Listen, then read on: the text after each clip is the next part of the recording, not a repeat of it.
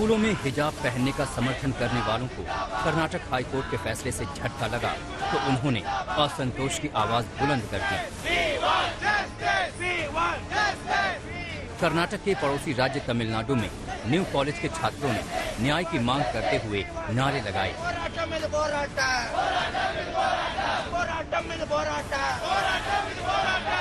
वहीं उनके धार्मिक नारों से भी आसमान गूंज उठा। दूसरी तरफ फैसला आते ही कर्नाटक के यादगिरी में इम्तिहान देने वाली छात्राएं उल्टे पैर घर लौटती नजर आई। गवर्नमेंट पीयू कॉलेज की छात्राओं ने पूरा इम्तिहान भी नहीं दिया। ये छात्राएं परीक्षा की तैयारी के साथ आई थी। सुबह 10 बजे परीक्षा शुरू हुई और उसे दोपहर 1 बजे तक पूरा होना था।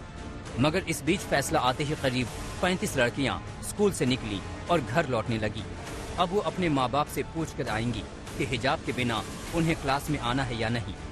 हम इस्लाम के फॉलोअर्स हैं, हमें पता है अल्लाह सुब्हाना व तआला ने कुरान में ये कहा है कि पर्दा आपको करना है।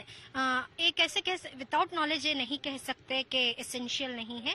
पहले ये जान लें कि क्या है कुरान में। ये सिर्फ कुरान में भी नहीं है, इनके बाइबल में भी है और इनके वेदों में भी है। ऋग्वेद जो है उसमें लिखा हुआ है साफ साफ। दूसरी तरफ सामाजिक कार्यकर्ता और मुस्लिम महिला पर्सनल लॉ बोर्ड के अध्यक्ष शाहिस्ता अंबर ने कहा कि हिजाब से पहले पढ़ाई जरूरी है। अब अगर शिक्षण संस्थान अपने नियम बना रहे हैं, अगर स्कूल में यूनिफॉर्म है तो हमें स्कूल का यूनिफॉर्म फॉलो करना चाहिए, क्योंकि हमारे लिए सबसे पहले एजुकेशन है, हमारे लिए सबसे पहले शिक्षा है।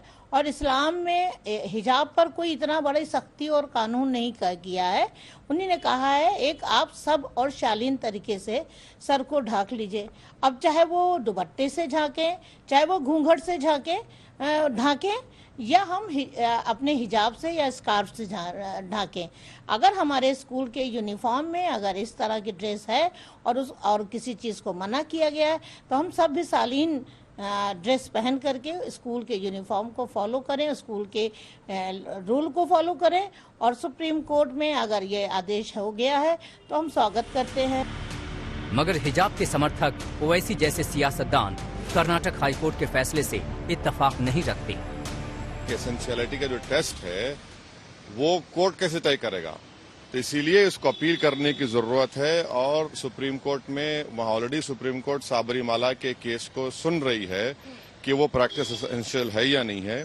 और हेड स्कार्फ को बैन करने का मतलब ये है कि वो उन मुस्लिम लड़कियों को उनके बिलीफ को हर्ट करता है। और ये कहा जा रहा है कि आप या तो अपने रिलीजन पर चलिए या एजुकेशन को छोड़ दीजिए।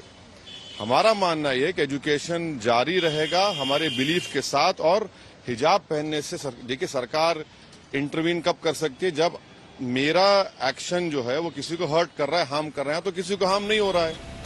कर्नाटक हाईकोर्ट के फैसले से असहमति जताने वालों में महबूबा मुफ्ती और जम्मू कश्मीर में उनके विरोधी उमर अब्दुल्ला भी शामिल हैं। महबूबा मुफ्ती ने लिखा, हिजाब प्रतिबंध को बरकरार रखने का कर्नाटक हाईकोर्ट का फैसला बेहद निराशाजनक है। एक तरफ हम महिलाओं के सशक्तिकरण की बात करते हैं और दूसरी ओर हम उन्हें चुनने के अधिकार से वंचित कर रहे हैं। ये सिर्फ धर्म का नहीं बल्कि चुनने की स्वतंत्रता का मुद्दा है। वहीं उमर अब्दुल्ला ने लिखा, कर्नाटक हाईकोर्ट के फैसले से बेहद निराश हूँ। आप हिजाब के बारे में क्या सोच सकते हैं? ये सिर्फ कपड़ों के बारे में नहीं है, ये एक महिला के अधिकार के बारे में है कि वो कैसे कपड़े पहनना चाहती है। अदालत ने इस मूल अधिकार को बरकरार नहीं रखा, ये एक मजाक है।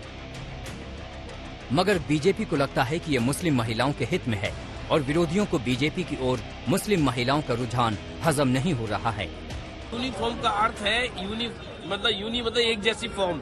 स्कूल में जाति बिरादरी, अमीर गरीब, भाषा पंथ, इसका कोई डिमार्केशन ना हो, इसीलिए स्कूलों में यूनिफॉर्म चली है। सब लोग समान भाव से रहें।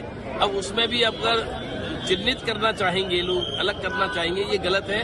ये मैं पहले भी कह चुका हूँ। और ये केवल क्षुद्र राजनीति के कारण किसी लोगों ने फैलाया है कि मुस्लिम महिलाओं में भारतीय जनता पार्टी और खासकर हमारे नेता, देश के यशस्वी प्रधानमंत्री माननीय मोदी जी के प्रति जो लगाव बढ़ा है, उसको कैसे इसमें सेंध लगाई जाए। और लेकिन वो उसमें अब सफल नहीं होंगे, मुझे ऐसा लगता है। हिजाब के मुद्दे पर चुनाव में गोलबंदी की भरपूर कोशिश हुई। हालांकि यूपी समेत 4 राज्यों का नतीजा ये साफ करता है कि इसे भुनाने की कोशिश नाकाम रही, मगर हिजाब पर सियासत अब भी जारी है। बेंगलुरु में नागार्जुन और दिल्ली में मिलन शर्मा के साथ आज तक ब्यूरो।